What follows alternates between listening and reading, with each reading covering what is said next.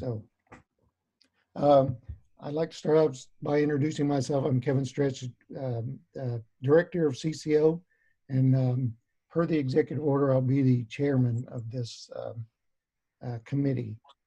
And so with that, Donnie, would you introduce yourself? Yeah, CO, Donnie Squirrel. I'm the Cultural Outreach Officer for the Cherokee Nation and the, I guess, the point of contact for our director and between the director and the at-large citizens. And looking forward to hearing from everyone today. We've wanted to do this for a while, this advisory committee, and hear from you. We've had great meetings and great just informal discussions with the just those of you on the advisory committee. Great what if we could do these sort of things moments. So I'm really looking forward to hearing your ideas today, our advisory committee. Thank you for doing this. Excellent.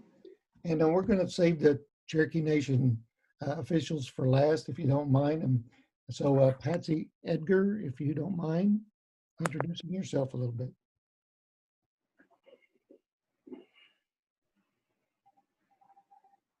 Let me see. Patsy, can you hear us? I see you're unmuted.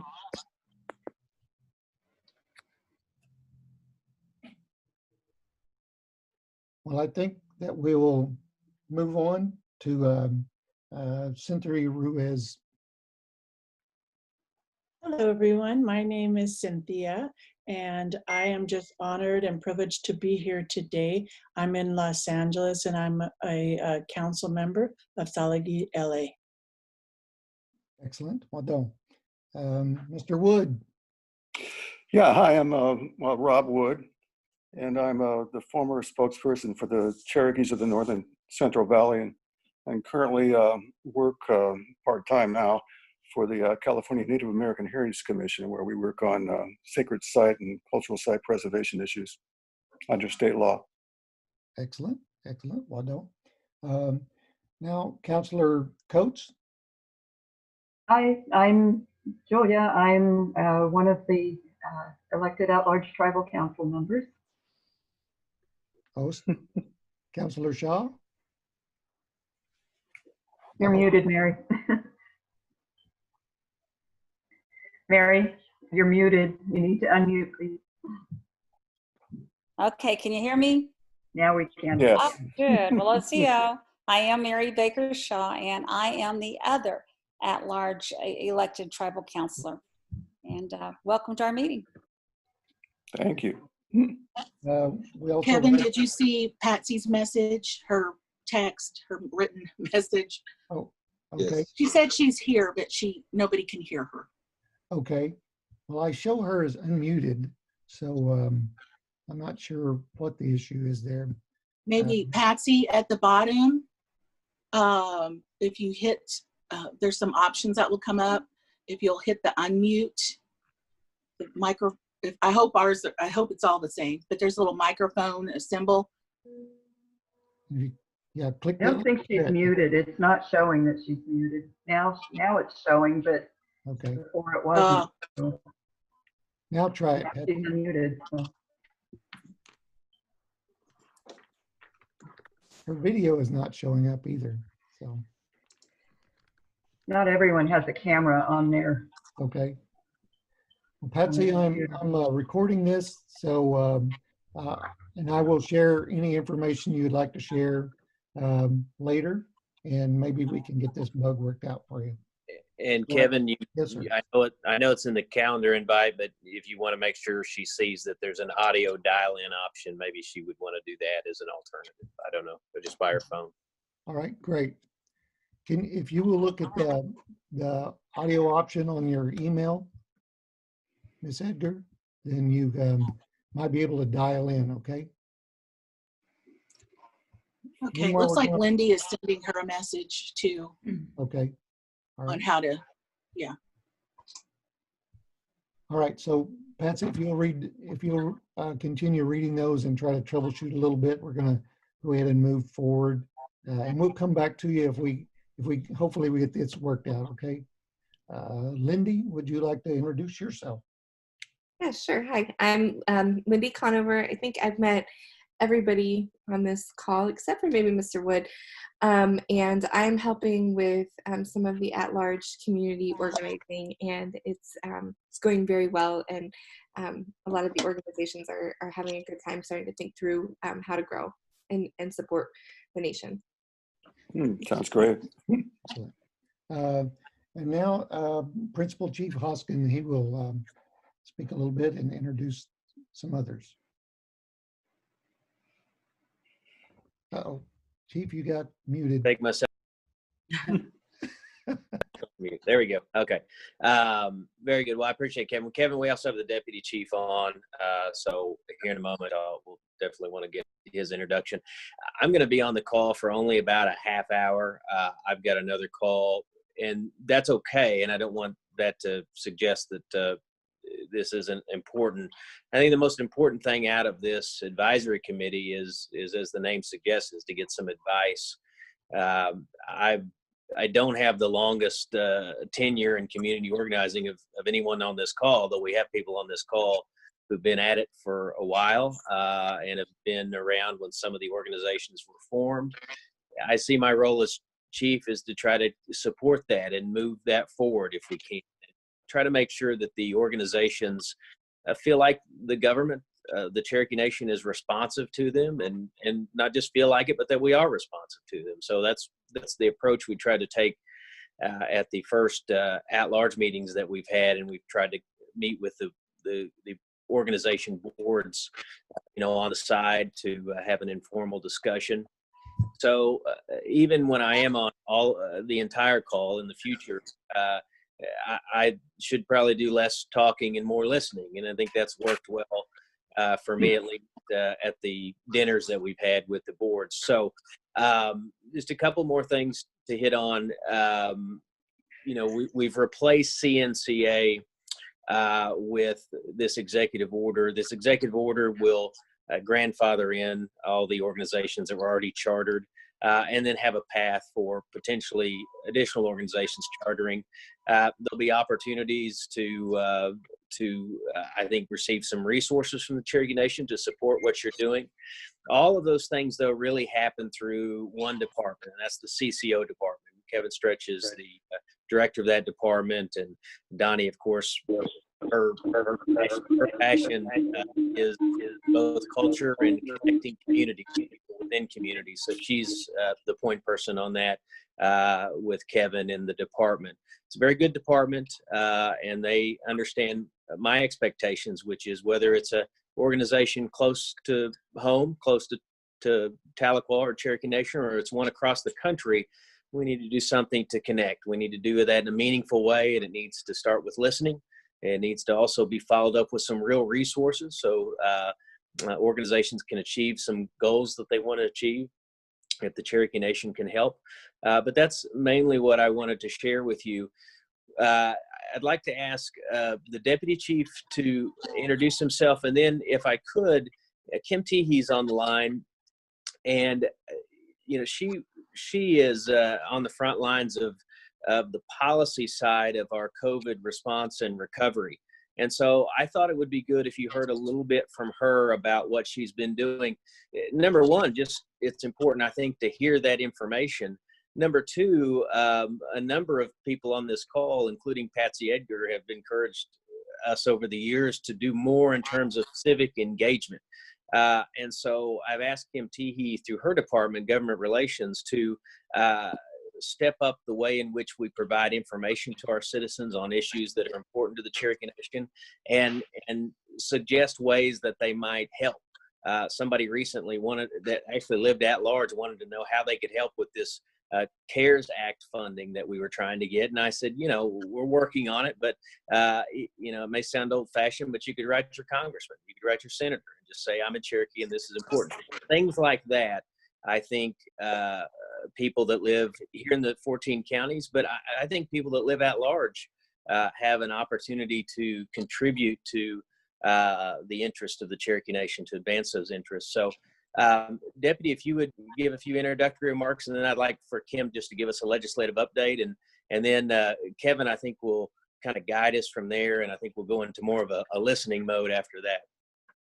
Well, I'd say CO, everyone. It's good to be here. It's good to see some faces, hear some voices on this. And as the chief said, this is an important committee. And for my part, very appreciative of each of you, that whether you work for the tribe or whether you're working in your community organizations, we are very grateful that you help us connect. And I think that's important as we go forth. And I'm here to listen, to facilitate, and help in any way. And Wadon to each of you. And I hope you have a blessed day. And Kevin, if I could keep the floor just a little longer, I'll just turn it over to Kim Teehee, and then we'll turn it back to you to help guide us through of the meeting. So, Kim, if you're on, if you could give everyone kind of a brief update on the legislative efforts we've undertaken to respond to COVID-19. Sure. Thank you, Chief. And counselors and Deputy Chief, it's a pleasure to see you today. My video is not working on Mine either. the system for some reason, but it's a pleasure to see your faces, and it is a pleasure also to see this come to fruition. It's something I've known is near and dear to Chief Hoskins' heart.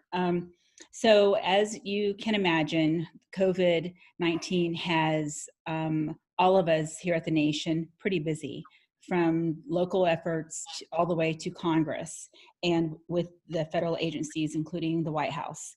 And so we have been very busy and at the table as a number of these policy proposals are being developed, including drafting of language, calling on some of my former Hill experience and working with some of my former colleagues who now work and represent tribes and such. And so it's been a pleasure to do that. I've had to dust off some of my drafting skills in order to help get some of this done, because every time we recommend a policy proposal, we usually have to, and it's best to have accompanying language. So we were pleased to see that in the CARES Act, that was passed as part of Congress's third COVID response measure, included an $8 billion set aside for tribes.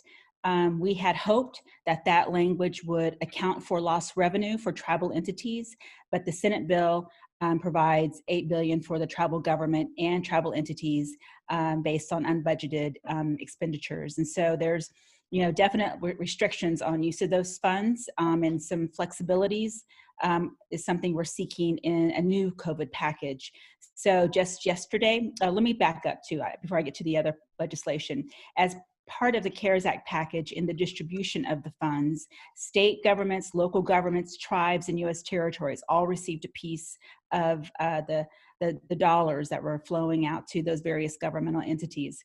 Cherokee Nation received its portion, at least 60% of its portion last week.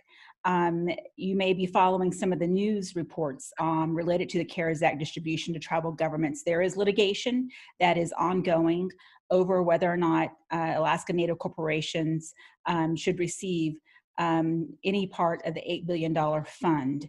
Just to give you a sense of scale, there are 574 federally recognized tribes presently, and there are 13 regional Alaska Native corporations and over 200 Alaska Native village corporations. And so, as you can imagine, and some of those corporations are the size of the Cherokee Nation and its businesses.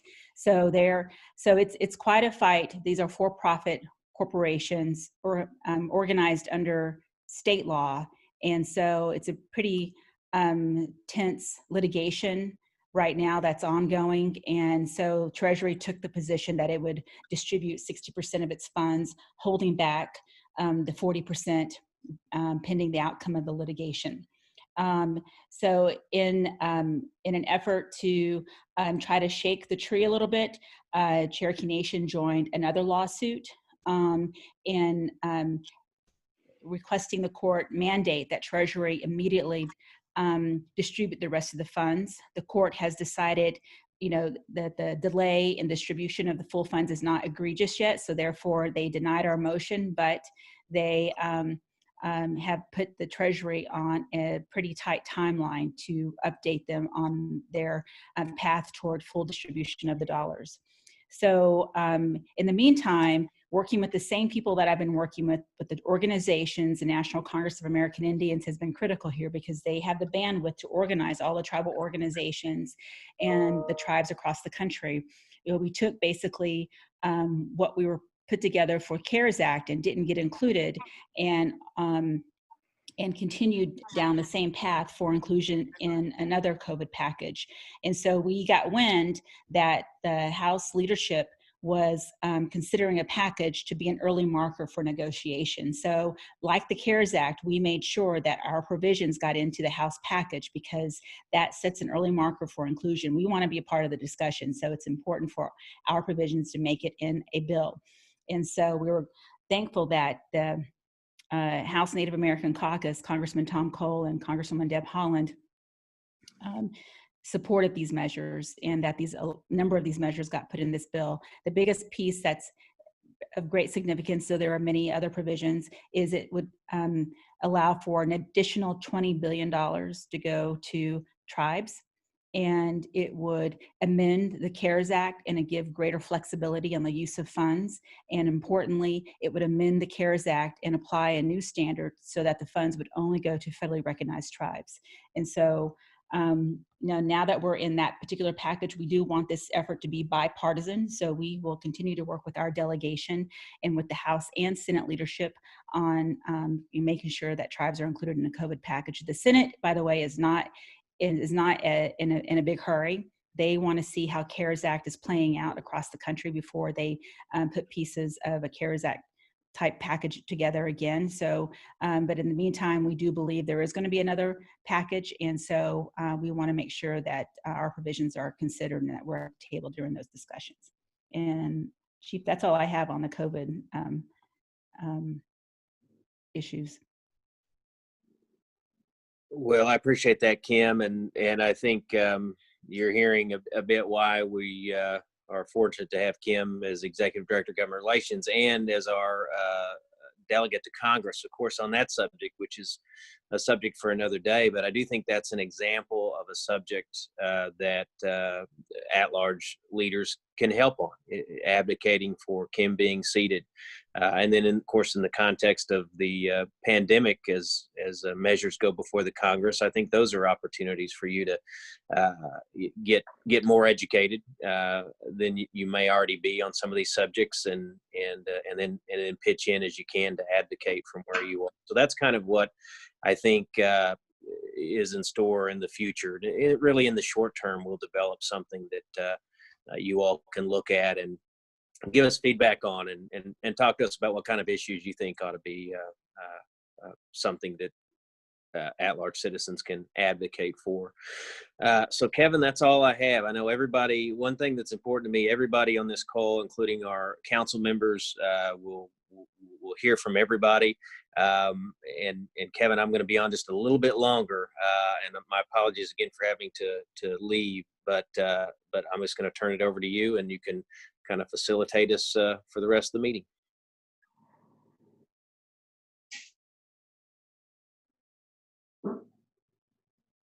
You're muted, Kevin. I muted everyone while because we were getting feedback. So now I'm going to unmute Patsy, and she's on the phone. So Patsy, if you can hear us, would you go ahead and introduce yourself, please? Can you hear me? Yes. Yes. Okay, great. I'm Patsy Edgar. I live in Dahlonega, Georgia. The Chestatee River is in my backyard, and that was the final boundary of our last homeland territory. I'm very honored to be a part of this group, and I look forward to working with all of you. Great. We love having you, and we appreciate all the effort that you're doing in Georgia to get everything organized and rolling in that area. Also, we have online Adam McCreary, and Adam works with government relations, and Adam, would you mind introducing yourself a little bit and say what your role is going to be here? As soon as I Sure. unmute you. Great. For government relations with Cherokee Nation, and I'm just here to support Kim and Chief's efforts and communication activities with the group. Excellent. Thank you so much. So we're going to, I'm going to go down through a little bit of agenda, and we're going to talk about first the expectations of the committee. So the committee was designed to advise CCO and the administration on what we can do for the at-large organizations and help them be more fruitful, more self-sustaining, and share both what's going on in Cherokee Nation and what's important to your areas, your organizations.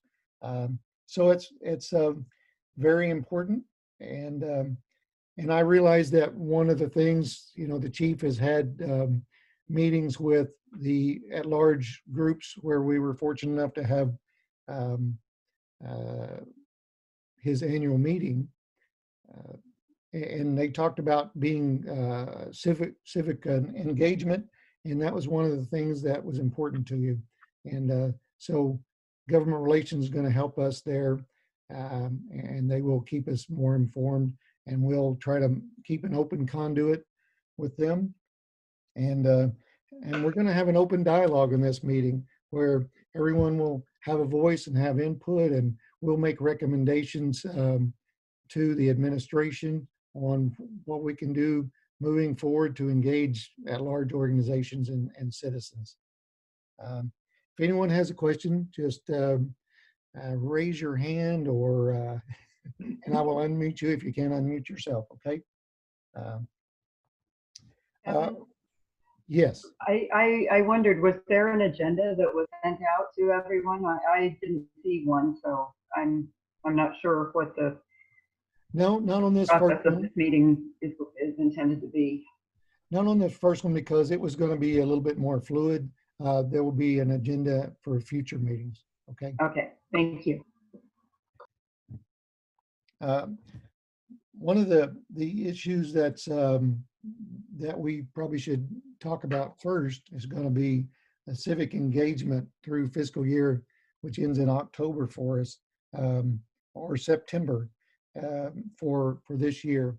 And also in that same manner, we want to talk also about the grants that everyone has, the at-large organizations have received this year, and what I hope this committee can do is help us figure out what would be the best way that these organizations, your organizations, can spend that money. We initially, and this money came from the tribal counselor and the administration, and we originally sent electronic equipment so everyone would have the same equipment, have the same capabilities, so they could reach out to us and each other. And so this year, the $1,000 we were hoping would allow us an opportunity to recruit for your organizations to be able to recruit, so we could help you with postage or flyers or phone blasts, whatever you thought we could do to help that out. So, but since we're not having meetings, we're not having those annual meetings, we have this money that each organization has at their discretion, and so we would like for you to ponder on that, and we will try to figure out how best that would work for organizations. I'm just going to go through here. If you wish to speak, go right ahead. We're going to try to keep this meeting under 2 hours. I know it sounds like a long meeting, and hopefully we can do it in under an hour, but I also don't want to thwart anybody's input, okay? Because this is Kevin, I I would like to hear something back on the grants from the advisory committee, just whether it's now or later in the meeting. That's a particular interest to me. I mean, we have the money. We want to sort of figure out what's a good use for it, and whether it's just a grant and the organization's right for the grant, or something less formal. But anyway, I'd be interested in feedback on that. Okay, great.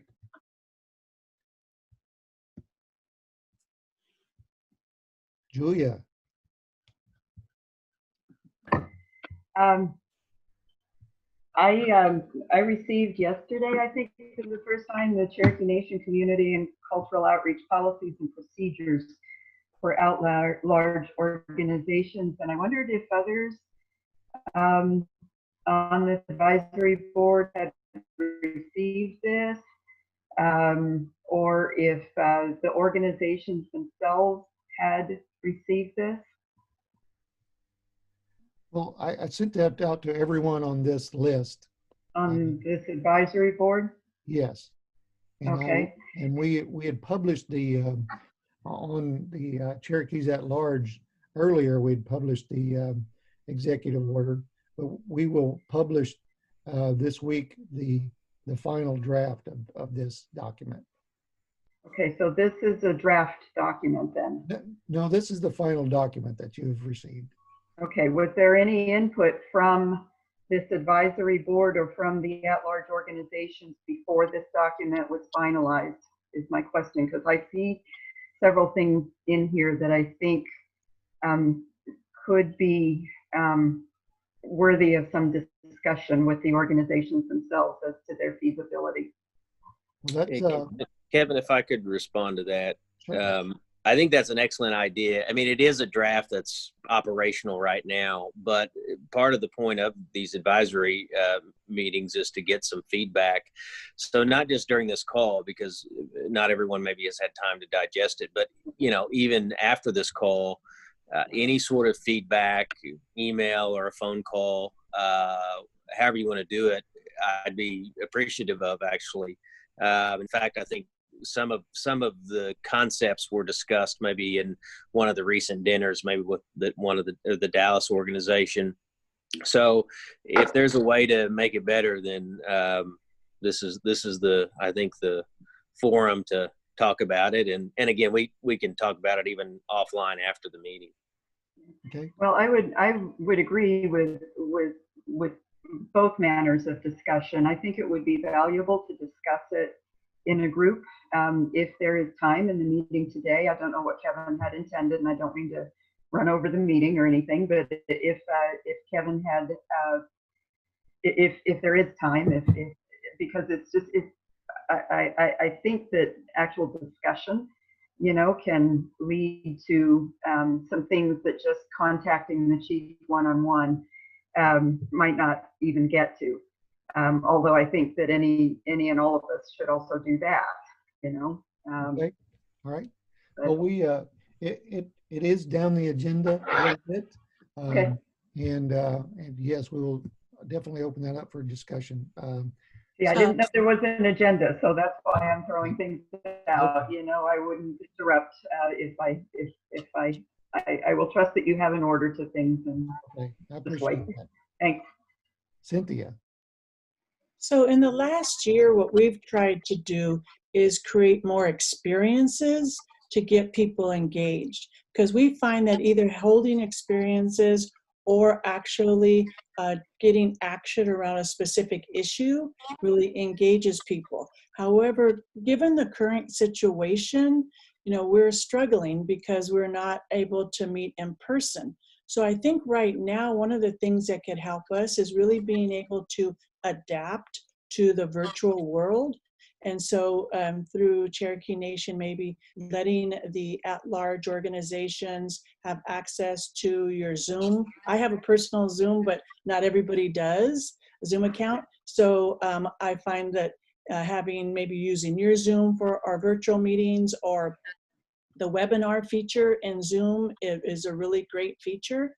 So really right now, I think where we're struggling, because we can't meet in person, we haven't had a physical meeting since January, when we had a drumming circle, which was very well attended. Since then, we haven't been able to do anything. This past weekend for Mother's Day, Julia worked with us and we did a video that went out to our members. And actually we got a lot of views both on Facebook and YouTube where we hosted it. So it's really kind of how do we change during this time? Because I don't see this crisis going away anytime soon. So really working with the organizations to be able to adapt to the new situation and be able to connect with our members virtually, to me, I find that would be very helpful. Great, I appreciate that. And Donnie, I'll get to you here shortly. Oh, okay. I would say that when we sent out those initial, and we've just started the training for that, and I apologize for the late training for that, but those computers, we're going to have, everyone has every organization has a Gmail account and access to Google, and Google Hangouts would do the same thing, pretty much the same thing this does, and as well as Google Classroom. And so we have the ability to do that, or each organization has the ability to do that for free. And I realize that, Zoom costs a little bit, and if that's something that the organizations decide they want to spend their money on, then that would be, I think, not a bad thing. And we just got an update on Zoom today to make it more secure and have less trolls show up. So anyway, Donnie? Oh, let me see if I'm on mute. Nope, you're good. Oh, okay. So there is a hand raise feature too on the phone. I'm on my phone, so but just wanted to point that out. And I just wanted to go back a little bit, and I don't want to monopolize any discussion here today. I'm here to listen.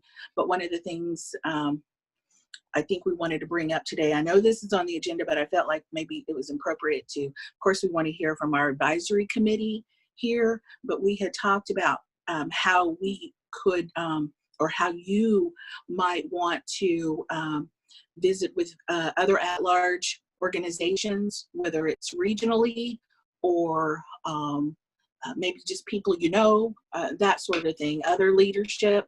So we're trying to, and so we want to make sure that we hear from you, but then you are able to hear from others as well, and how we can help facilitate that. Right. Thank you, Donnie. Yeah, we were, that's one thing we would like to discuss is whether, each committee member would like to take a handful of at-large organizations to kind of reach out to and represent, be their voice on this committee. So I don't know if that's something that you would like to do, but that's open for discussion as well. So, anyone?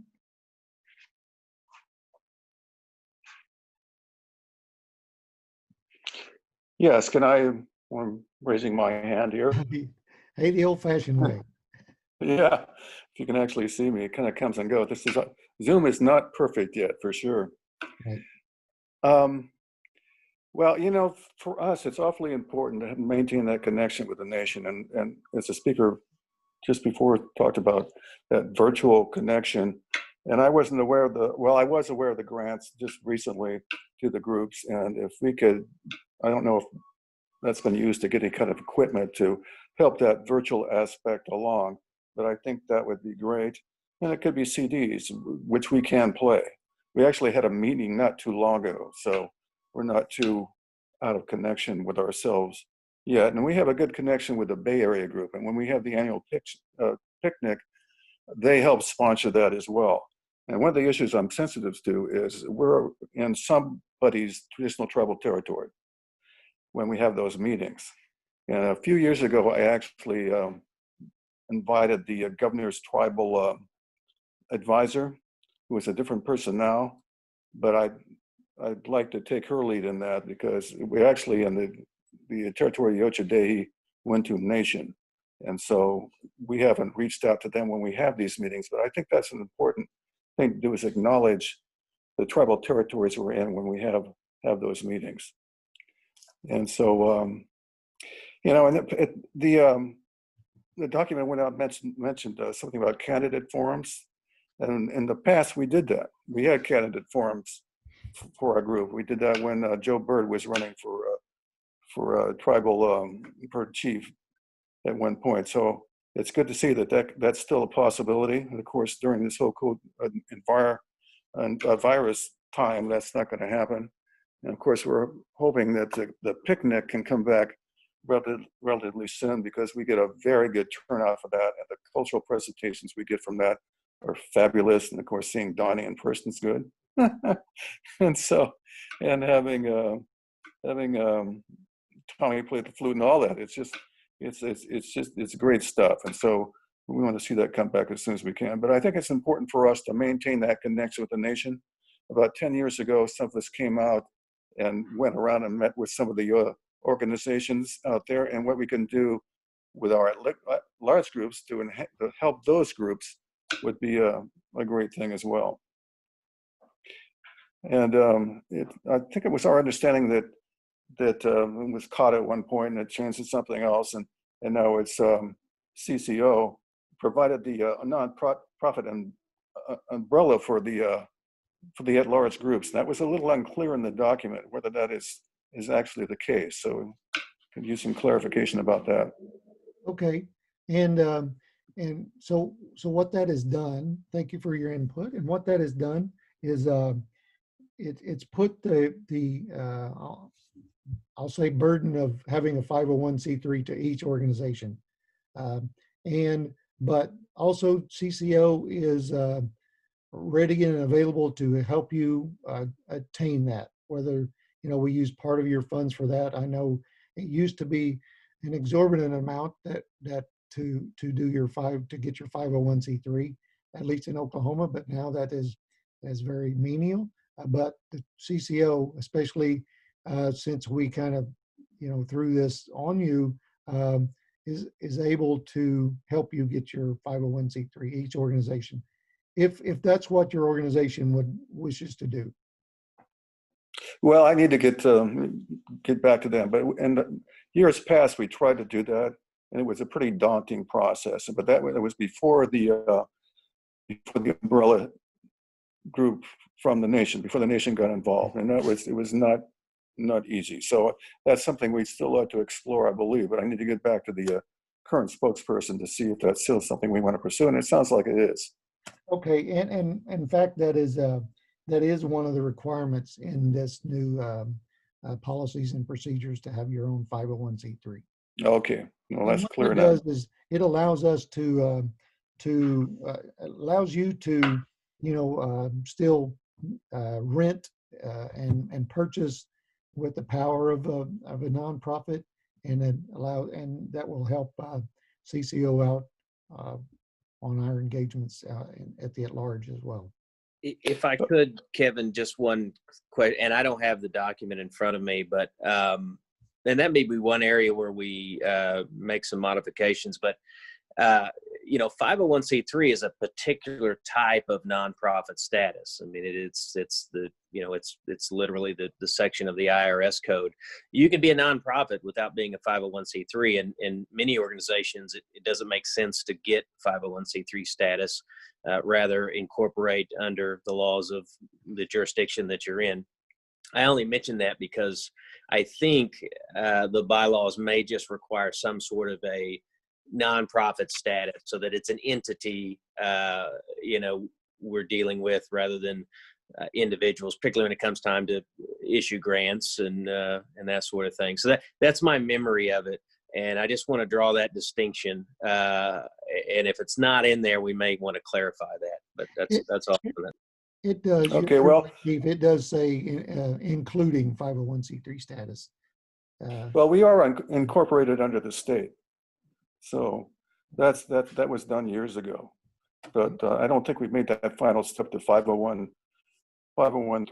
And you mentioned recruitment. I think that would be a very important issue for us. We have our meetings. I look around the room. There's a lot of old folks like me, So and there's some young folks that have come in recently, but I think that the demographic for that is kind of low at this point. So we'd certainly like to see that see that happen. Another issue too is meeting space. I mean, we've been very lucky. We have a member that's in a trailer park that has a really nice, actually in the round kind of clubhouse.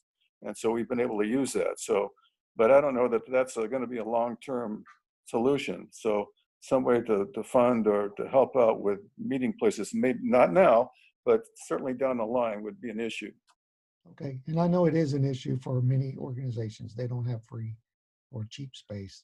So Ours is free right now, but in the past it wasn't, and it was expensive.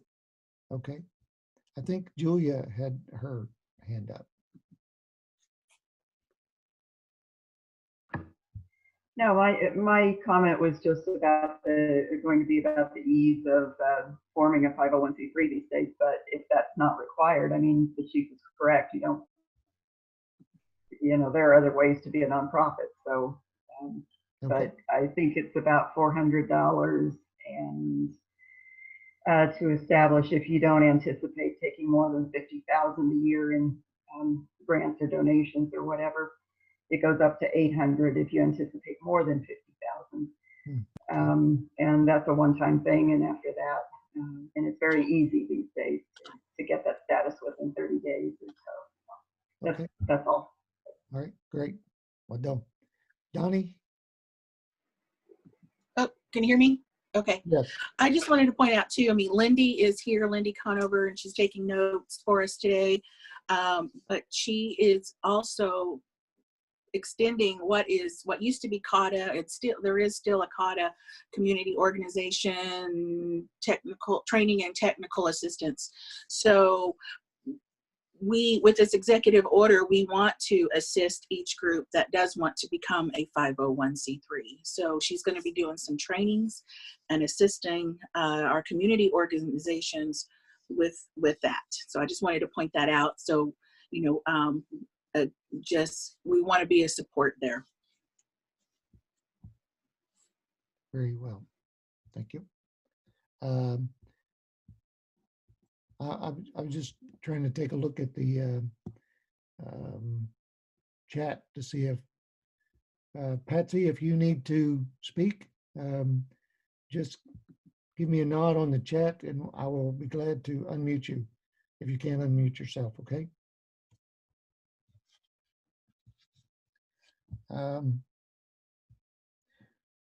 Yeah, so the chief said in his opening remarks, talked about how the original, the existing organizations under CNCA will be grandfathered in, will be chartered in this organization.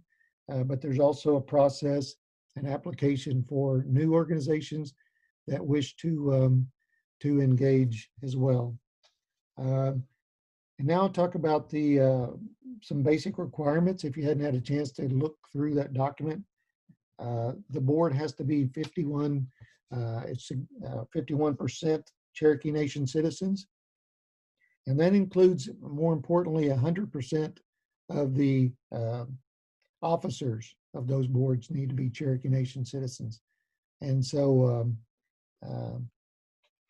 that is something that's new, and I think that's something very important to us. Kevin, I'm going to have to step away. Just a couple words, if I could, before I leave. Number one is probably a Word version of the document we could circulate to the committee and to the at-large council members, and then that might make it easier for them to give some feedback. Secondly, on the subject of the board governance, and I think the basic idea is my view is we want to see that a president, if a president's a title, when you're talking about officers, a president of an organization is the Cherokee citizen. The board itself, which may be comprised, let's say, of 5 members, and one's a president, one's a vice president, one's a treasurer. The board itself could have some non-Cherokees as long as it's a majority.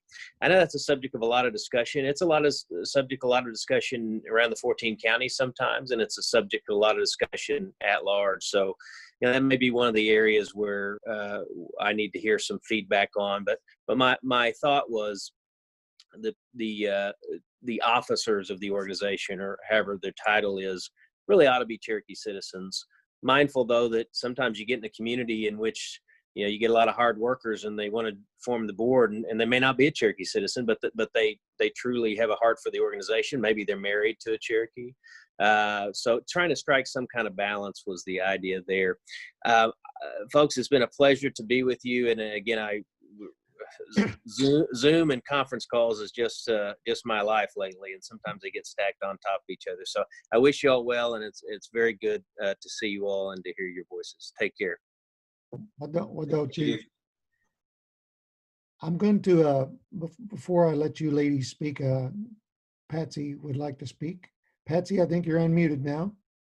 Thank you. I just wanted to catch up and say, first of all, I would be happy to contact some of the organizations, and I also wanted to reiterate, well, first of all, I think Robert's statement that they acknowledge being on the land of other tribal territories is a great thing, and I wanted to echo what he was talking about needs, not the 501c3. I believe that Steve told me that he has that ready to send to Donnie for the Georgia Alliance, but the other things, particularly in recruitment. Okay. And I realize that the youth recruitment is tough for everyone, including in district. So, you know, the kids, they right now don't seem to want to be engaged. And I'm not saying we were when we were that age, but we would really love to figure out a way to engage those the youth. And that's why it's important for us. We have a youth track at the conference. So I think Julia had her hand up first. So go ahead, Julia. Thanks. And I was just kind of wanting to respond to the chief a little bit. So he's gone already, but I'll throw it out there because I think this is maybe a point for discussion. It was one of the things I marked as I was looking through this policy. The board officers, and I know that language confused me for a long time, and I think I got it clear now because I understood it in the context of the way that many tribal councils, for instance, form themselves, where they may have a number of people, but then they have 3 people or so who are considered officers, and those are usually titled as the president or the chair, the vice president or vice chair, and then the secretary treasurer. Many of these organizations, everybody on the board is called an officer, and in many of these organizations, those titles don't exist, and they very deliberately don't exist. Because when we were first helping these organizations to form, we wanted to get back to what I think we kind of talked with, sort of more reminiscent of the old towns or something like that, where everybody had kind of an equal, I mean, you had a council, but everybody on that council had kind of an equal standing, I guess you could say, and that we wanted a more egalitarian sort of structure, and that these titles indicated hierarchies. And that often in organizations where you see somebody who is styled as a president or a chair, that person begins, even on tribal council, oftentimes taking on the sense that somehow they are the spokesperson, they are, you know, they carry more weight than the others, they, you know, these kinds of ideas that can come into the minds of individuals when organizations have these kinds of hierarchical titles. So I just wanted to throw that out there as a thought, because these groups have been very deliberately titled to get away from those hierarchical senses, so that everybody among the officers, as they have been called, has a sense of being more equal, and so that the roles that they take on are really just descriptive roles. Someone is the meeting facilitator, someone else is the, you know, secretary is often one of them, treasurer is usually one of them, you know, but you rarely see president or chair or vice president or vice chair in any of these organizations. And so I think that you know, that is something that might be worthy of discussion if what is being asked by this policy is that there are a handful of people. You know, can it be styled instead? Okay, 51% are Cherokee citizens on the board, and then, you know, I don't know, that 4 out of the 7 or something like that must be Cherokee Nation citizens. You know, that would be, I don't know, that's going against the 51% right there. But I'm just bringing this up as you know, it's something that might be a little bit problematic, since many of these organizations don't really think of themselves in those terms, right? Okay. So who's the chair, who's the vice chair, etc. Thanks. Appreciate that. Thank you. Cynthia? Oh, I thought you waved. Donnie has her hand up, and then I'll go to Lindy and then Robert. Okay. I just wanted to go back real quick too, and say that, you know, the funds, of course, the committee's going to discuss this, but we don't want anyone to be out funding to get a 501c3. I think state by state, it's different in terms of working with the state. Federal's the same, of course, but so the $1,000 per group per year could certainly be used for that.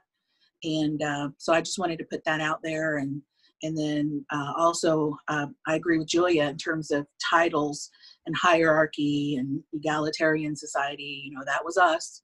And I think that's a good thing, but certainly up for discussion among the committee.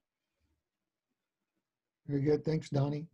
And I agree in principle, but to me, every organization, a modern organization, unfortunately has a leadership component and people that take over those leadership roles. And we have organizations that have identified themselves as in the leadership positions. So that would be something that we could work out with each organization, I think. But we're definitely open for discussion on that.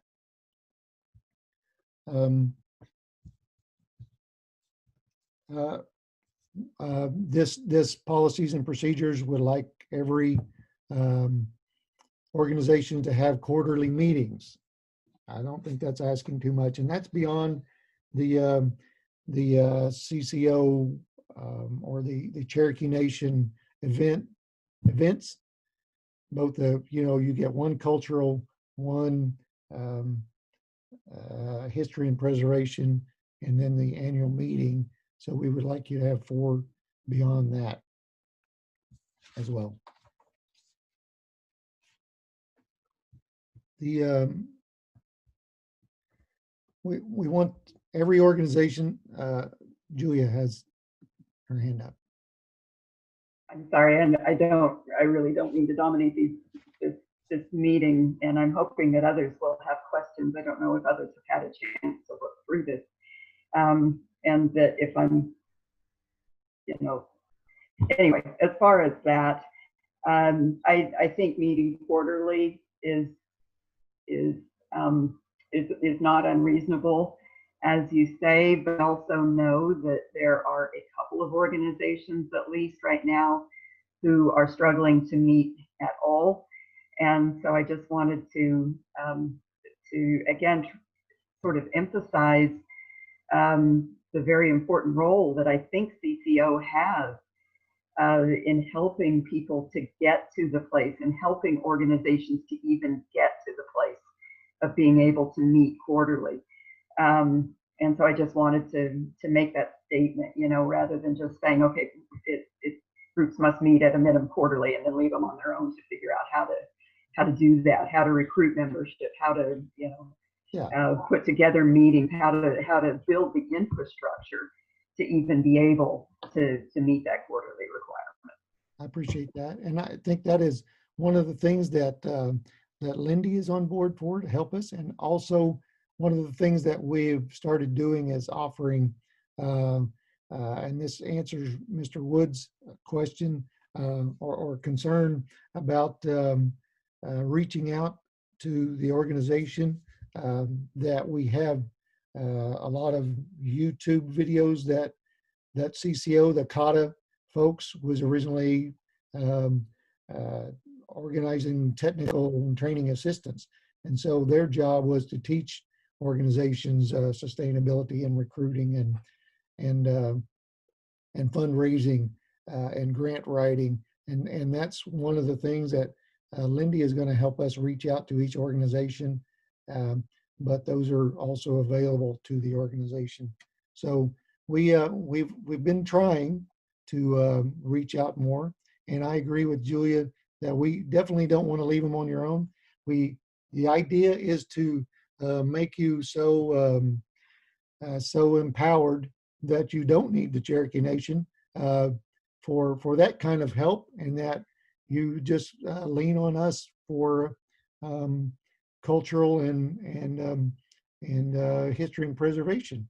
But right now, not all groups are at that point, and I agree with Julia that some of them struggle. I think that one of the things that this, if anything, that COVID has benefited, and that is our willingness to reach out digitally, because even though we always had the capability of doing that, whether that be old school Skype or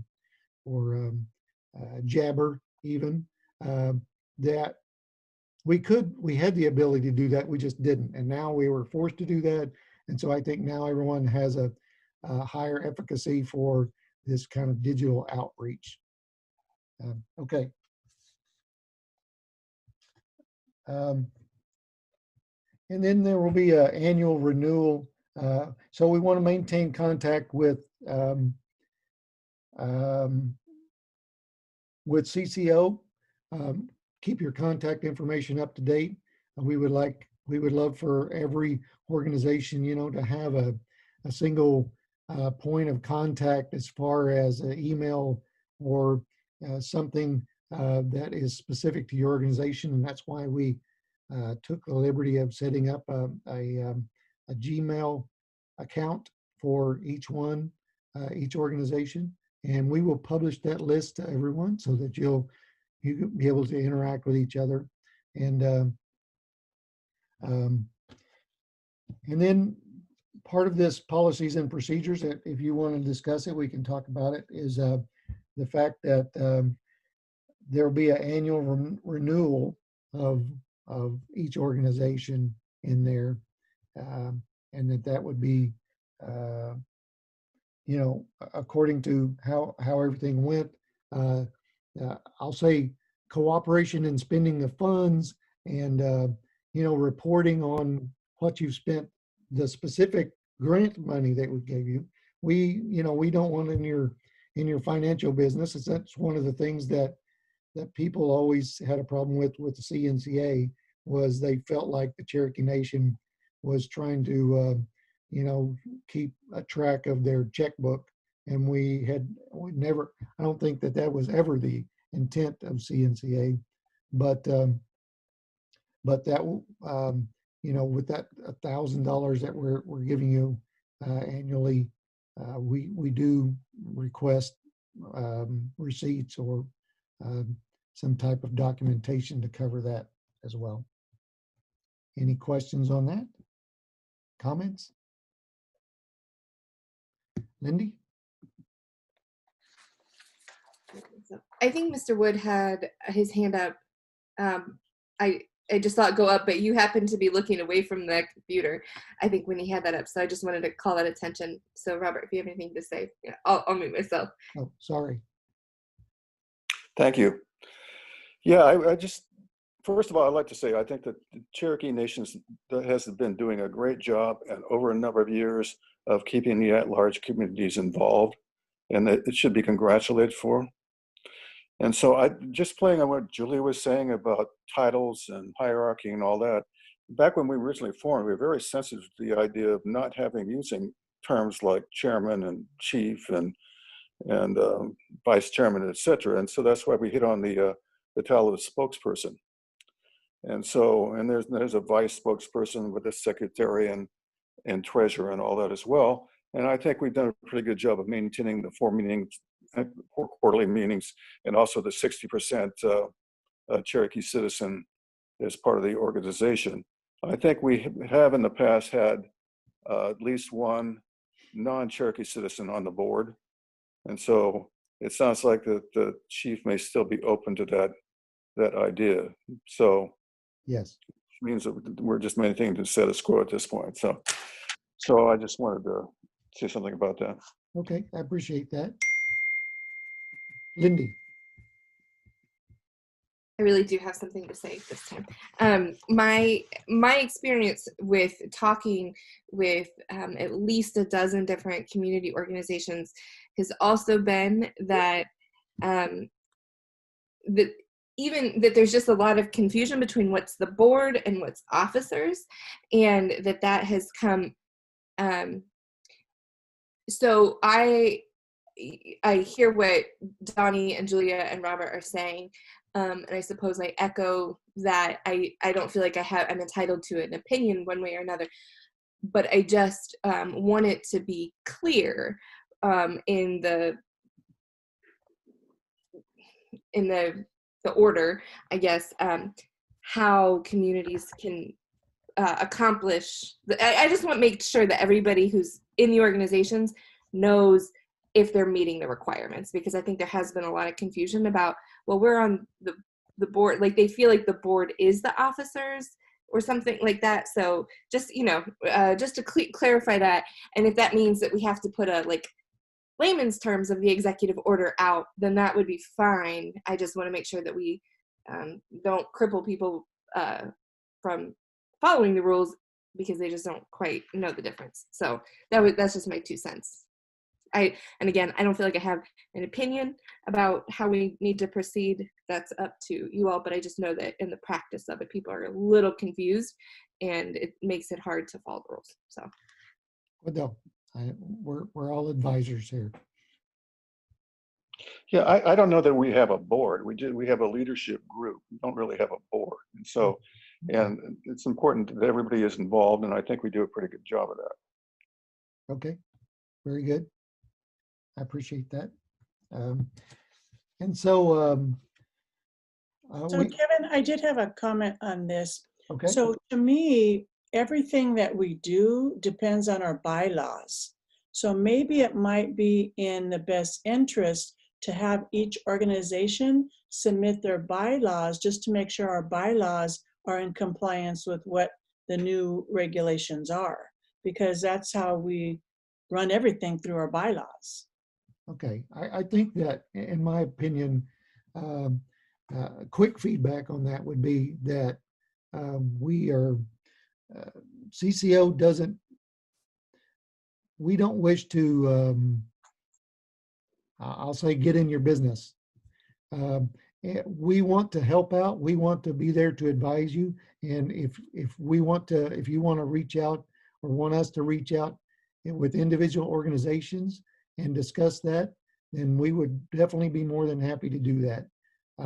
I feel like if we send out an email saying, send us your bylaws so we can oversee that, I don't think that would go so well in many cases. So that's my suggestion.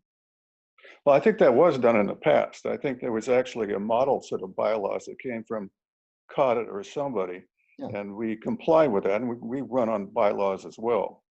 So if we didn't have to do that, we'd lift on our own to create our bylaws. I don't know that they would change over what there is now. If it was, it would be by vote of the whole community or the whole group. But that would be great if we didn't have to comply with something like that. Okay. I think Ms. Coates was responsible for that model set of bylaws. It's her fault, huh?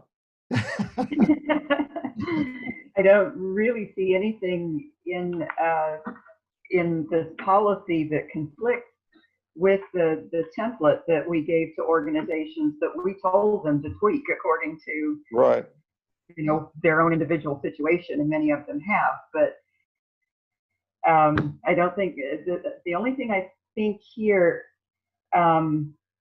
that is the board composition, is that's what the groups aren't set up that way, you know, generally I mean, they might call themselves a board and they might say, yes, the majority of the members of the board have to be Cherokee Nation citizens, but they don't split it into, you know, these kinds of titles. And so I was trying to think about how to do this, and others may have ideas too, but it just seems to me that maybe to have a board and then also to have officers of the board is what they don't have, you know. So Right. that's the point where it gets to be, how do we do this, you know, to be in accordance with this policy. So that's just the thing, and I don't know how to I'm trying to think how to reconcile that, but others may have ideas too. I haven't come up with anything yet. It's definitely something we can think about, and maybe have a email thread on that, because I know a lot of people, you know, don't respond immediately and like to digest information before they have an opinion. So, Robert? Well, I was just going to say, well, in terms of organization, I think we probably would like to operate on some kind of traditional kind of fashion.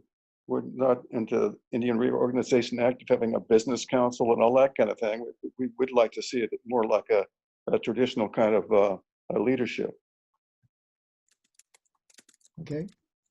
I know that, you know, if you're talking about tradition versus non-traditional, don't get Donnie started about Robert's Rule of Order, okay? That's totally yo-neg to Donnie. So, okay, so yeah. So, is there more discussion on that on the board composition right now, or do we want to table that and discuss it? Is it necessary to do it this way for some reason? I mean, I don't think the IRS, for instance, requires this. Does PCO require this? Because Rob, you're absolutely right, and this comes from the IRA. That's exactly why tribal councils are. I know we commonly see it across Indian America, but that is exactly the origin of it, you know, and it is very problematic in many tribes. Well, I know that some tribes have the business council that actually runs the tribe, and also there's an elders board. They're separate, and quite often they don't get along too well. No, and it creates these hierarchies where whoever is the president of the business council thinks they're, you know, it. And right. In fact, they're no more than any other member of that council, but they certainly run it like they are. And you get into these situations where, you know, if somebody's already got the tendency to want to be the big chief, you know, this is kind of the structure to let them do it, you know. And well, that's kind of, I think that's a kind of, I don't think we want to create something like that, you know. I think we want to be as egalitarian as possible. Patsy has when we're asked to become nonprofits, and then when you're submitting all your paperwork for nonprofits, they do delineate who's your president, who's your secretary, who's your true. Yeah. So it's, I mean, although our bylaws don't say that, you know, when we're going into the nonprofit world, that does say that. And then when we're filling out the paperwork for nonprofits, you know, there's certain kind of almost liability when you're a certain officer. So, you know, it puts us in a whole different set of requirements when we become nonprofits. If you become 501c3, that's true. But as the chief had an interesting idea, there are other ways to establish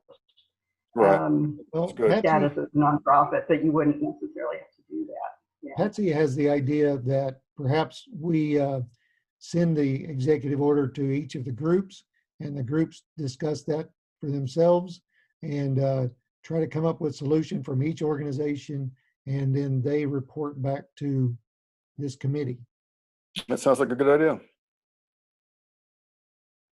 Patsy, I'm going to unmute you. Do you have anything further? Did I water that down too much? No, I think you pretty well stated it. And what I was just thinking is with that ability for input, you know, groups, you could have some give and take with the groups, you know, back and forth as far as how their structure is compared to the executive order, and that might modify the language, or there might be something that, say they've become a 501c3, and even if they're not using it among the group, they still need to have identified those positions. So there might be a learning opportunity and an opportunity for flexibility both. Excellent. Excellent. Thank you so much. Donnie? Oh, can you hear me? Yes. I'm sorry, I keep asking. I'm going to talk about Robert's Rules of Order. I do want to say one thing about that, though, just as an example. You know, when I first got involved with CNCA, I was traditional minded only in terms of really having gone through some education, really seeing the value of being Cherokee and taking that sort of thinking out into the world. And so I was just sort of not open to doing anything in a non-Cherokee way at all. And so I don't know if Patsy remembers this, but we were in a CNCA meeting and she schooled me early on about Robert's Rules of Order. And somewhere along the line, I got to even sort of appreciate that and how a meeting is run. But I've also, you know, been to a ceremonial ground where I've seen a meeting run where everybody speaks elder to youngest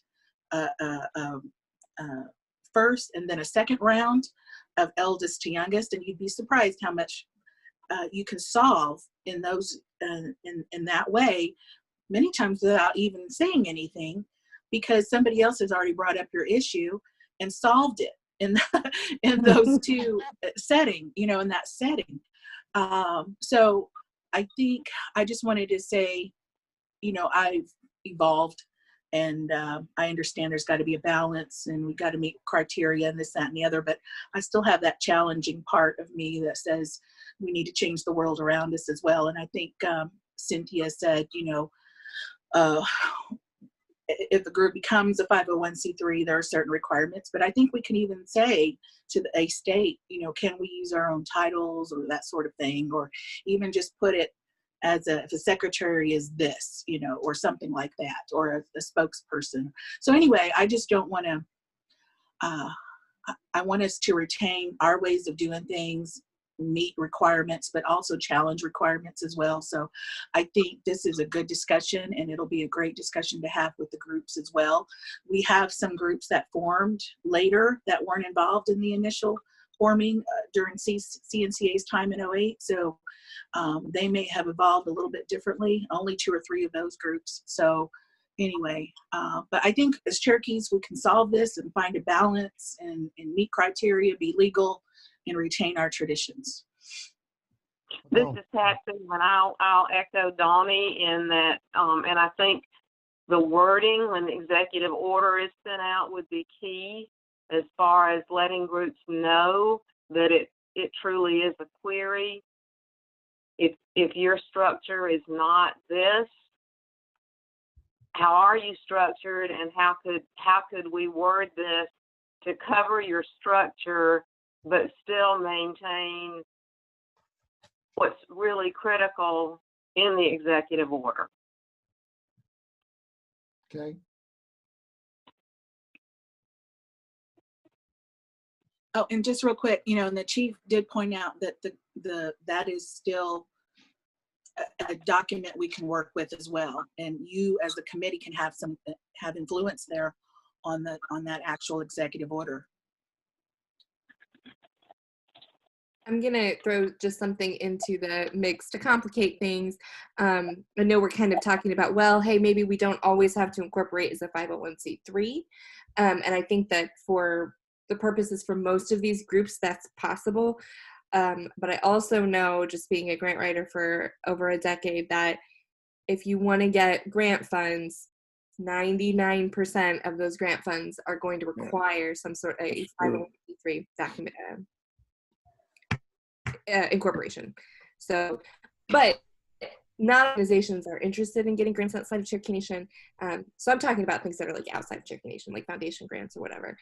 So, you know, just something to keep in mind as we're thinking through what that could practically mean for organizations. Well, yeah, we are a incorporated nonprofit under the state of California, but we're not 50 whatever. But so I don't know if that is a factor in applying for grants. You necessarily have to be a 501(c). Julia. Yeah, and I wanted to ask Lindy and Cynthia and Patsy, who have worked with, you know, forming nonprofits, have worked with the IRS and so forth. If they require some kind of statement of who the officers are, and it's usually president, et cetera, et cetera. But a lot of these groups, as has been mentioned, have someone who's called spokesperson. Do you think that title would satisfy the 501(c)(3) incorporators, whether they are state or federal?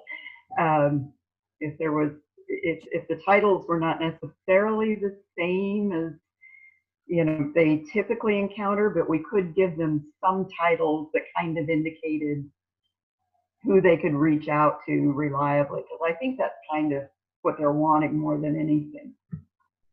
Right. I'm wondering if maybe there's a way that we can,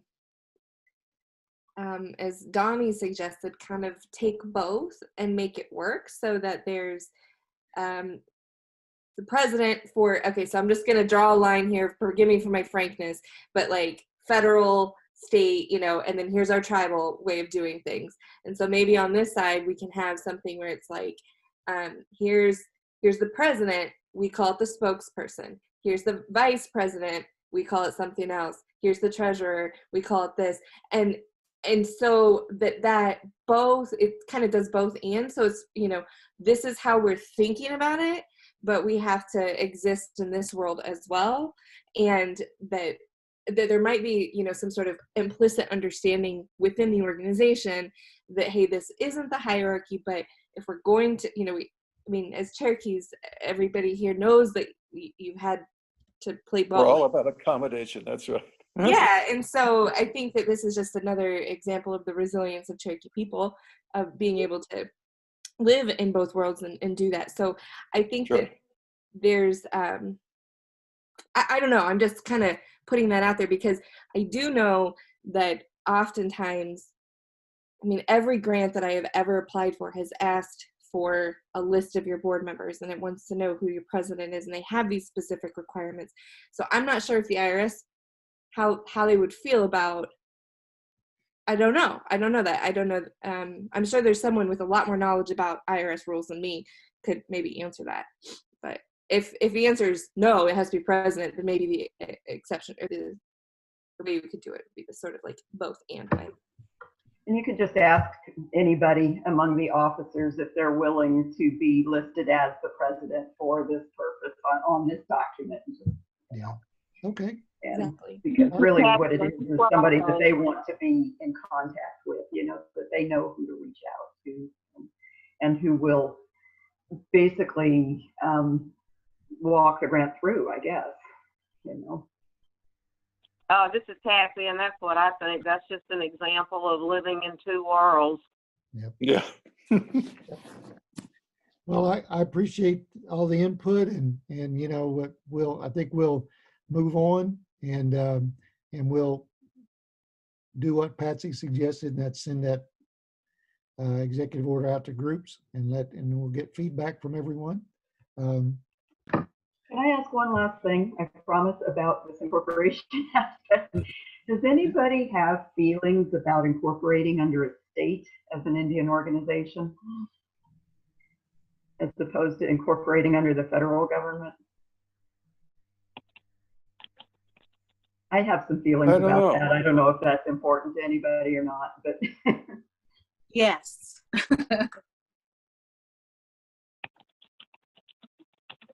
I think for us, we're such a small organization. It's like, what's ever easier, you know, and the less paperwork and the less requirements. because Oh. I know we started the process and our treasurer was doing it. And then all of a sudden she passed it to me and says, oh, you have to finish doing everything. And I'm Yeah, like, right. you're the treasurer, because I'm not the president and I'm not the chair, so it's like, here, you finish it. And then I started finishing it, and I wasn't able to do it, but it started saying, I think it even, I can't remember, but I think it might have even asked me for my social security number and some, at least my address and all that stuff. And I'm like, okay, well, why am I taking on this responsibility when I'm not even really a formal chair? I'm like meeting coordinator and media. So whatever's easier, I'm open to it. Well, I know in some cases, some organizations have actually hired attorneys to do this for them. Trying to get Donnie. It's not an easy process, certainly in California. Yeah. Okay. The thing I think is that for an Indian organization to be incorporated under a state is just a weird relationship, and one Yeah, that's that we can't really problematical. try. And I, as I said earlier, I find that the incorporation, when I've incorporated a nonprofit that I used to serve on the board of, it took me probably half an hour online to get a federal tax ID number, and it cost $400, and I got the stuff back in 30 days. And that's with no anticipation of ever having more than 50,000 in revenues. And Right. so anyway, federal government is usually our equal. The states, we usually try to assert that we do not place ourselves under them. Now Right. is not a good time That's for my thinking. especially inside the jurisdiction. Now is not a good time to try to involve the state in any of our affairs. That would not go well for us. So anyway, This is Kathy, and Lindy might have knowledge of this, but I've forgotten the particular terminology, but IRS also provides a mechanism for incorporation through a tribe. Would that not apply here through the Cherokee Nation?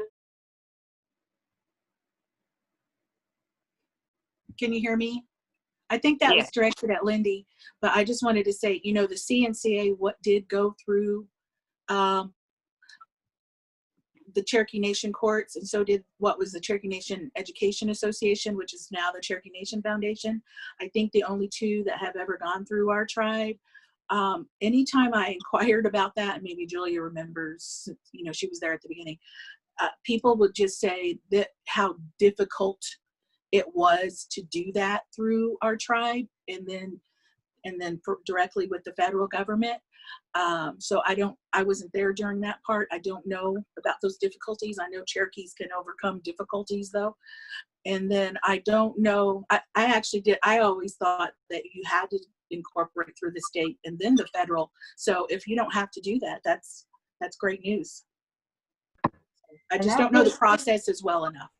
It was difficult 13 years ago. That's true. I think it's far easier now because I think the federal government, the IRS, have become more accustomed to it. The Cherokee Nation was kind of a trailblazer in this regard, but I work with people all over the country at this point who are from all kinds of different tribes who have tribal corporations now that are incorporating groups under their tribe now. So I think it's become much more commonplace than it used to be. Yeah, I think that our feeling was that we were actually, in a way, incorporated under the Cherokee Nation, and they were providing that 501c3 umbrella for us. But apparently that hasn't been the case, or is not the case now. That's the aspect of it that became complicated, I think, when it became an umbrella for a lot of, for 20 other organizations. But I think what we're talking about here is for each group to incorporate independently, right, separately. And I don't know if the Cherokee Nation would be willing to, incorporate each organization as a separate 501c3 under it, not under the umbrella of the CNCA, but under the Cherokee Nation. Right. I think that's That would what, be the difference. right. One of the issues with CNCA being umbrella 501c3 was that if you had one, when you had one organization that was acting up, it had the possibility of affecting all of the status of CNCA and all the organizations. And and we talked about how everyone want to be self-sufficient, and also that, you know, the heavy hand of the Cherokee Nation that some organizations felt were trying to keep track of their finances. So, Yeah, I can feel that too. So, okay. yeah. But So it's, incorporating under federal, state, tribe, and being a 501c3 are two different things. 501c3 is going to come through the IRS regardless. Right. right. Okay. All right. Well, I wrote that down, and we'll look into that, and I'll send I'll work with Lindy, and we'll send notes out after the meeting. Councilor Shaw, are you okay? Do you have any input? No, I do like the I do like the idea of checking to see if the 501c3 status could be through Cherokee Nation. Okay. All right. If we could check that out. We You know, will look into that. I do believe we have 2 Cherokee communities in Oklahoma who have never incorporated with or were members of the CNCA. And I'm not sure, but I think it was the 501c3 status that may have had something to do with it. Julia would probably know more about that than I would. But if we, you know, if they have an interest, you know, I would certainly like to help make that available to them to encourage their participation if possible. Very good. I do know we provide our own notary public license. So maybe this would be part of that. So as I see it, we have 3 things that we need to discuss further, whether we want to now.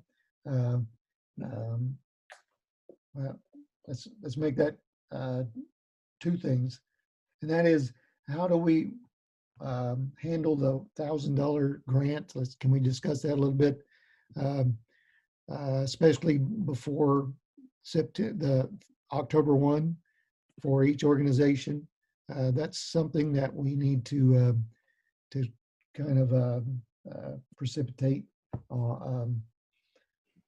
with each organization. So if you guys we'd like to talk about ideas of how they, you know, suggestions that they might use, we could do that.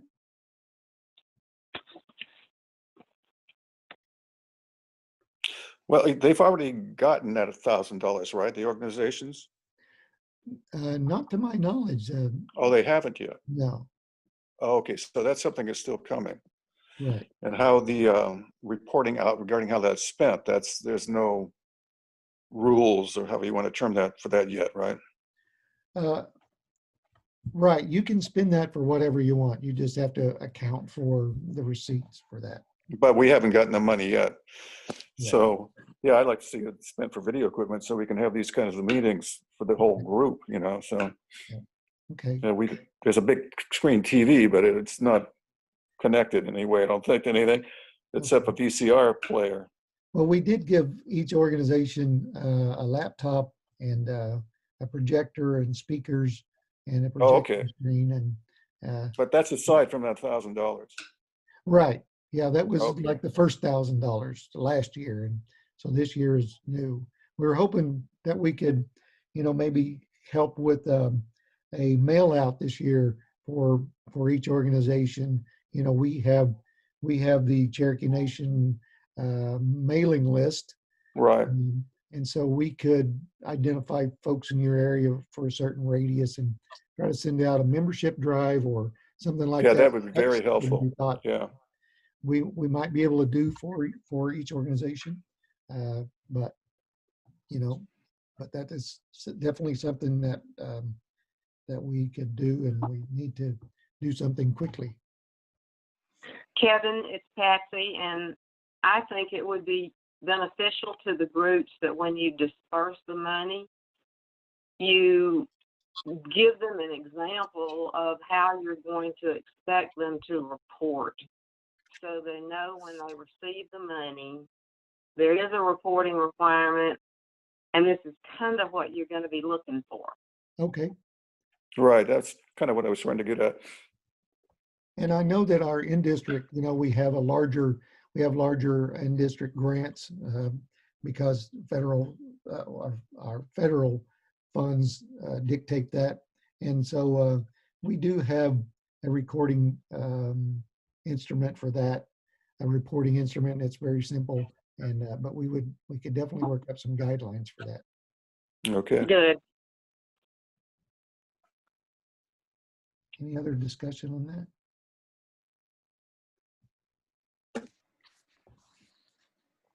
What about the idea of I'm dividing sorry, up? Kevin. So just so reporting back to my group, so you anticipate the $1,000 grants to go out, did you say by October 1st? Was that what I heard? Right, you have access to it now. You just, we weren't going to, didn't originally intend to send you $1,000 check. You just, if we were going to do a mail out, we could handle it all from here, and just account for it here, if that would be, because we kind of thought that was easier for you. But this is also the reason we're having this committee now, is because in the past we assumed we knew what you wanted, but now we're asking you what you wanted. So when you submit the grant application, so are you requesting a proposed budget on how the money is going to be spent? No, we don't actually, we haven't. Maybe we need to talk about that in this committee. We haven't made any stipulations on that, how that money is spent. I think that's dangerous, but that might be something that we consider advising the administration on that. And do we need to have our 501c3 status in place in order to receive the grant? I think the first year is going to be, under this new executive order, is going to be kind of fluid. And so I don't think that would be an issue for the first year. Right.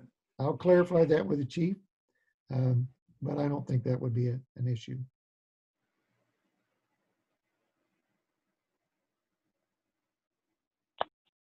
Okay.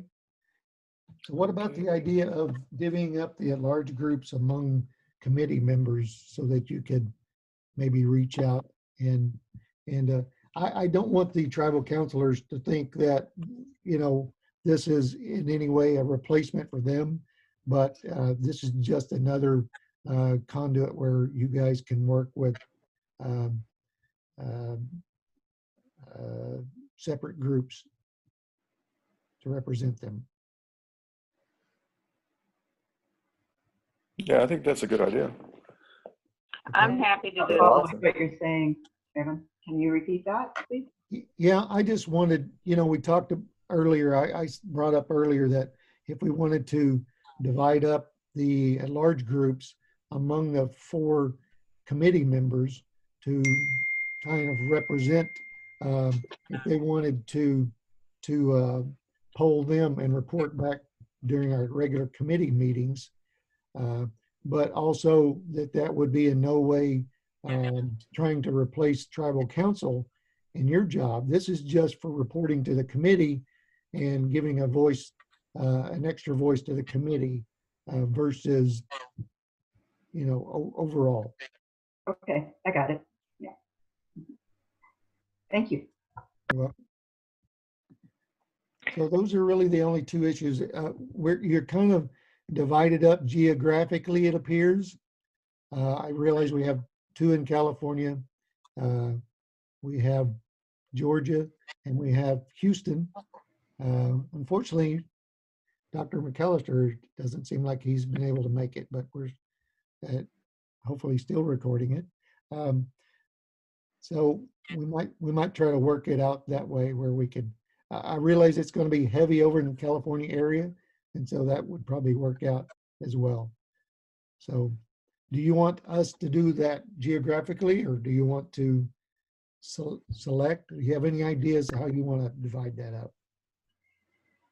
I'll take what you give me. Go ahead.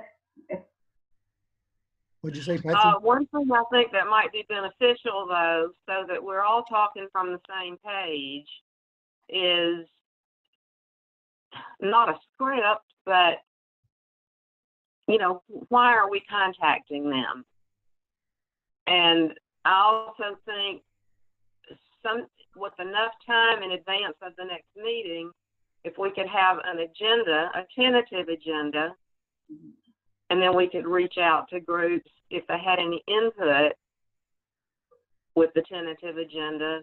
Those two, you know, like maybe an initial call that just introduces ourselves and, you know, says what our role is, but also if you have a message that you want to go with that, let us know before we make the call.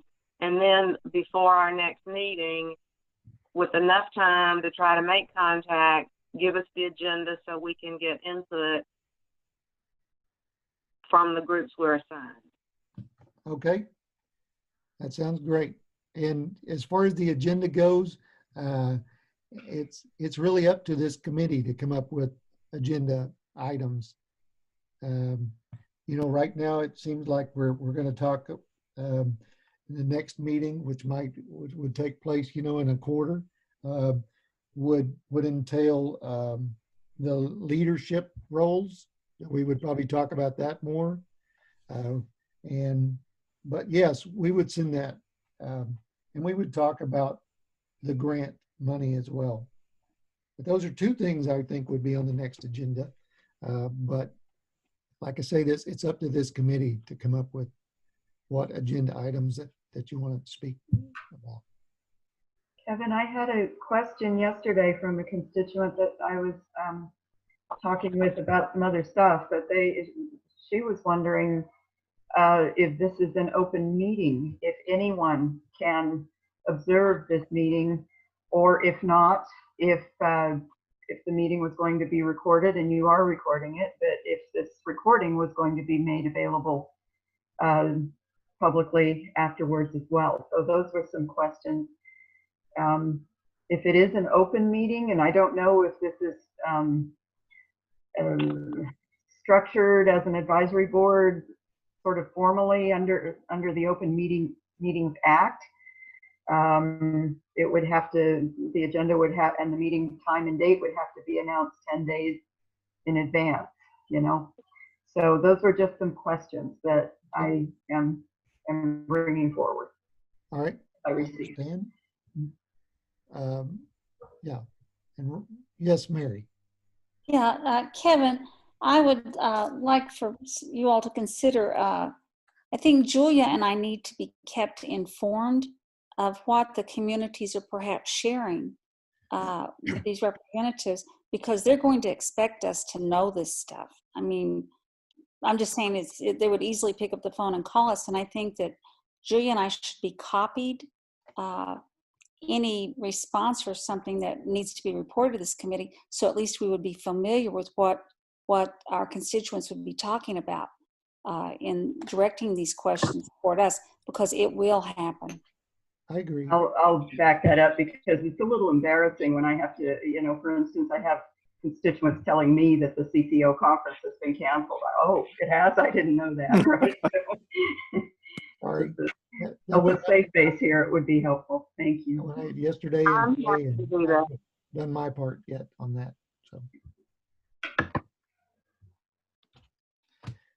So, okay. Yes, and one of my agenda items here was communication with tribal counselors. So I promised to do better, and I will. Okay. And as far as communicating, We would appreciate that. I was hoping that these meetings would be where you would hear that communication with each of the committee members. But if you want it more often than that, I mean, that's totally up for discussion with each one of the committee members. Well, one thing that I just did want to say, and echoing what everybody's been saying about the importance of an agenda, because I'm not here representing myself. I'm representing others. And so what you're getting from me is just basically my opinion. If I have an agenda in advance, then I can go back to my group and say, what do you think about this? What do you think about that? So when I show up, it's not just my opinion, it's others' opinions as well. Okay. Yeah, that's my plan too. All right. And also, if we're going to be contacting other at-large groups, we could get their input as well. Right. Okay. Very good. Well, we will. And I had a thought about it. Okay, we've got 2 people on this advisory board from California. But if we're going to be dividing up the 4 representatives on this board, and it would be approximately, 6 organizations that each of them would represent. We could look at it that way. Then I think in Southern California, Southern and Central California, we've probably got that. And then the Sacramento and Bay Area could go even further north, because that's 2 groups in Oregon, another one in Washington, and maybe even east a little bit and pick up the one in Colorado. We can think about it Yeah, we could. in those ways as well. Yeah. Okay. Yeah, the West Coast, I think, would be easier than the East Coast. So Patsy would have 3 groups over there. So between Patsy and Wade, I think is where we'll have to kind of divvy up some in the Well, South. Patsy can maybe pick up the 2 organizations in Kansas. Yeah. And Wade could take sort of the Southwest. You could think of it, because we've got groups in Arizona, 2 of them there, 1 in New Mexico, right? So, Right. Okay. And DC and of course DC. DC and Florida could be Patsy, yeah, something like that. All right. Very good. I appreciate that. Kevin, if I may add Yes, something. sir. Absolutely. Well, it's starting to shape up really a lot like the CDC Tribal Advisory Committee with what you guys are talking about, because I sat on that as a delegate, but I'm the Oklahoma area delegate. And then I get to name an alternate with me in case that I, can't make that meeting. But then you've got the Bemidji area, you've got the Billings area, you've got the Alaska area, you got the Southern Plains and stuff like that. So you guys could get really creative and name those specific areas. And then you could, as an officer on this committee, I don't know if you guys would want to name, I don't want to propose some sort of alternate, but another point of contact in case you can't, you've got agenda items and you're disposed with some other type of activity that maybe they could handle some of that. But it's just a thought, just throwing it out there. But I like the way this is shaping up, and it makes a lot of sense to have that geographical area. And then, you guys could, tag a name to what something that you guys felt like once you contacted your groups and stuff. But no, good ideas and good thoughts. I appreciate it. I don't. Yep. So are we satisfied for the initial meeting? And we have a lot to discuss and think about, and for the next meeting. All right. Kevin, it's Patsy, and one of the things I'd like to bring up, because the chief brought it up in the very beginning, was civic engagement. And I have a sample in an email that I can share. That's something that we could do. I can either send it to just reply all to the last message that you sent, or I can send it to you and you can send it out, whatever your preference is. But one of my big things has always been not just what can the Cherokee Nation do for at-large citizens, but what can at-large citizens do for the Cherokee Nation. And because we're geographically dispersed, we have a voice in our states, with our representatives, and we can multiply the message of the Cherokee Nation. And there are a number of nonprofit organizations that have templates where they kind of send out, say they're pushing for something. Like one of the things that I'm involved in is volunteer income tax preparation for Native communities. So there was a push for more funding for VITA, and the organization that I'm aligned with basically made talking points that you could either take a letter as written or you could change it to fit your style, but you could send that to representatives supporting VITA, and it goes so far as just it identifies your representative, the email is populated, and then you can make changes. And I could send that as an example of something that we could do that would leverage our at-large citizens in things that were important to the Cherokee Nation, and it would ensure, well, help to ensure a uniform message. Okay. Yeah, I think that's a great idea. And if you want to reply all to that, that'd be Okay. fantastic. I know that one of the reasons that government relations is going to be involved with our committee is that they're going, or with our committee, is so that they can give us those talking points. And Was Kim on this email? You know, was she Well, on the distribution? no, she had to leave. She had another I meeting. know she had to leave, but on the email distribution was Kim on it. Yes, and Adam McQuarrie, Okay. which will be her representative a lot as well. So Okay. Okay. Thank you. Yeah, I want to echo what Patsy's saying, because, you know, I said that people get involved with their experiences or issues. And issues, I think that that's a way that the civic engagement piece is a way that we can really rally behind and support. You know, like last year when we were fighting for the representative in Congress. I mean, if we had a petition, we could send it out to all our members to get their support. So, you know, think ways that we can engage civically. I think it gives us something to go to the people with. Like, we want you to get involved. This helps Cherokee Nation. And I think that's a way to really help us rally the people in our area. So I love the idea of civic engagement. that's great. Yeah, I certainly would support that as well. Okay. I know that the I chief took has offered up the John services. to the airport one time, and he's a friend to Indian issues, and he was very gracious to me. Great.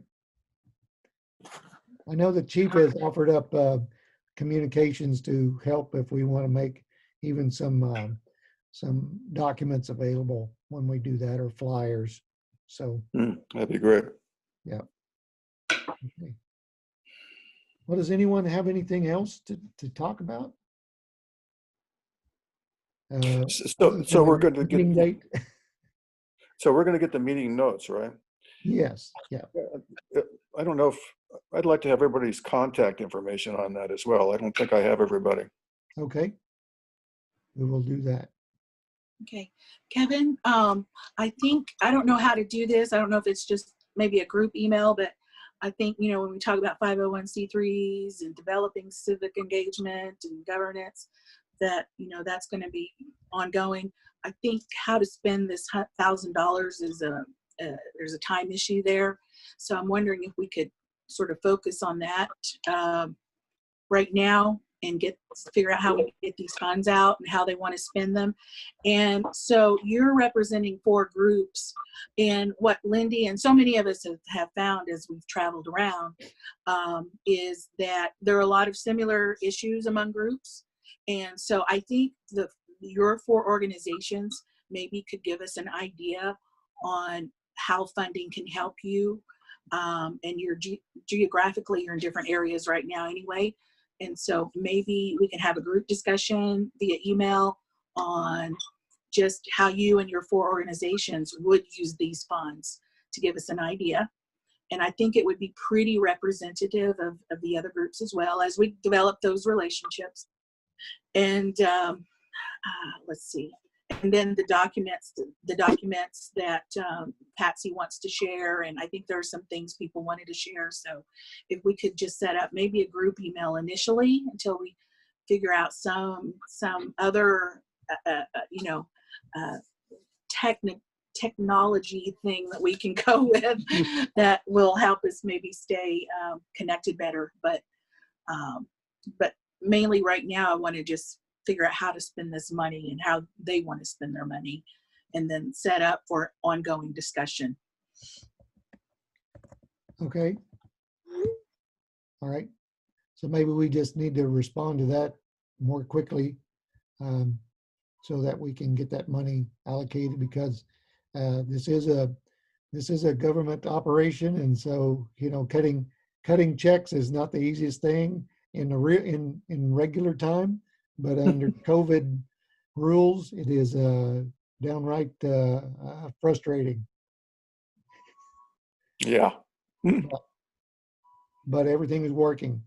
The government's working great, and I don't know if you've kept track of how many meals that we've been sending out to elders and needy folks, but I think packages is around it seems like 14,000 or so. Isn't that right, Deputy? That is correct. It's pretty close. I saw 13,000 and something yesterday, and then each day they just do more and more. And then we've also been able to hook up with the local food bank and do some extra spots and areas where basically you've got Cherokee Nation citizens that have come in and they're distributing all this food, and it's to Cherokees and non-Cherokees alike, just because it's Eastern Oklahoma Food Bank food. And then we make sure that we have our elder food boxes there as well, setting up a lot of deliveries. So if you start looking at it based off of individual meals that are served, I think you start getting up into 5 to 6 million range. Start doing the math on all those things, but that's a lot of food boxes. So the food box, just to let you understand what we're talking about on the 13 to 14,000, it's food for a family of 3. And typically we had hoped that range of food would last for 21 days, but it's probably somewhere around 2 weeks supply and stuff. So shelf stable, things like that. But we've been able to, in certain areas that where we had those connections, to be able to start supplying a little bit of meat, some pork, some chicken and stuff like that as it is available. So, but it's been a blessing, and it's a real blessing to the individuals that have been able to be a part of it. I can say that for sure. Although, Deputy. Yeah, we certainly appreciate it. Yes. Kevin, I want to point out too that the group in Portland where they meet at the church, the pastor minister is a citizen as well, and they did a fundraiser and raised enough to get some cards, gift cards to give to elders as well. So, and that's just one story that I know of. There may be other of our at-large groups that are doing things as well. So, I mean, and I think overall, I think that's even why we're really meeting here today is, so we as Cherokees can fulfill our roles and responsibilities and our purpose of being examples to others, of helping others. That's really, our direction from the Creator. And so I think what we did today is moving in that direction. So. Yeah, that's great.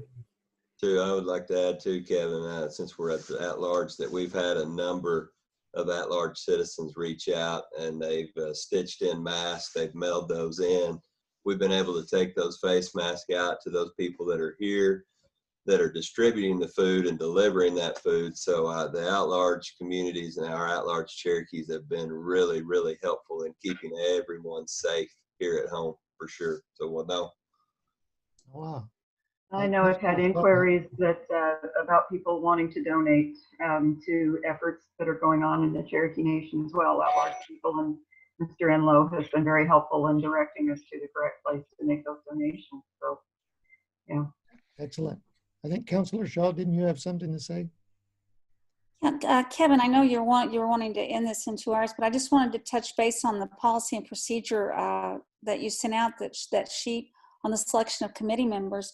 And I personally want to thank everybody for agreeing to serve on this committee. And I do believe that everyone on this committee, their name was jointly proposed by not only CCO and Chief Hoskin, but Councilor Coates and myself as well. And so, I mean, this is such a win-win group, and we're really proud that they have agreed to serve with us on this. I did want to talk about the seats 1, 2, 3, 4. And on those dates, you've got beginning February 1st, 2019. And I'd like to propose that we change that to 2020, ending in 2021 on seat 1, and I guess it's seat 4. In other words, they're like a year behind. Okay. And are we going to designate who fills those seats today, or is that going to be something you want to backtrack at a later time? No, the 4 committee members that are on this today are filling those seats. And I will get you. I know that. I just didn't know which one's filling which one. Okay. I will get you that information. Yeah. I think Wade and I are the 1-year appointees, I believe. I just think that if we extend those dates up them 1 year, it would be more correct. So are you saying this a 1-year term starting May, what is today, the 13th of 2020? Yeah, Personally, I would doesn't make prefer to any see sense. I would prefer to see it go that way. It's just that these dates are like February 1st, 2019, and we're already in May on 2020. Okay. Yes. So they're already off. For sure. I appreciate you pointing that out. It's a good. And can we start them today? Because I think that, you know, if this group is only going to meet 4 times before 2 of them rotate out, and we're already 4 months down from the beginning of their term, that actually only gives them 3 meetings rather than 4. I don't see a problem with that. Good. I made a note of it. Sounds good. All right. Well, thank you so much, everyone, for giving your time, not only today, but on the committee. And I know that the chief is excited about this committee and has great expectations of great things to come. So with that, Donnie, would you mind saying a little prayer and send us out? Sure. Lunethlanahi Widow, for this gathering, for allowing us to still come together, even in this new setting. Cherokee's gathering and planning is a good thing. And let us rise above, as Ani Gaduwagi people, the name that you originally gave us, which means to rise above this virus, to rise above politics, to rise above social ills, to rise above all division and all negative interference. We are grateful to you, Creator of all. We believe that we will be okay because you have always made it that way. Thank you for this day, and thank you for all that are participating. Watch over our people, watch over all people, all life, human life, plant life, all of your existence. Let us do better. Guide us in caring for your creation better. We appreciate all you have done for us. Watch over everyone. Wado. One last thing, and that is I will have to get with the chief's calendar in order to figure out a date and time that he and the administration can be available for the next meeting. But look for it in the next meeting, be in the next quarter. And wait. That'll be great. Okay, thank you so much. Everyone, be safe, wear your mask, and do good. All right. Thank you. Wado, everyone. Wado.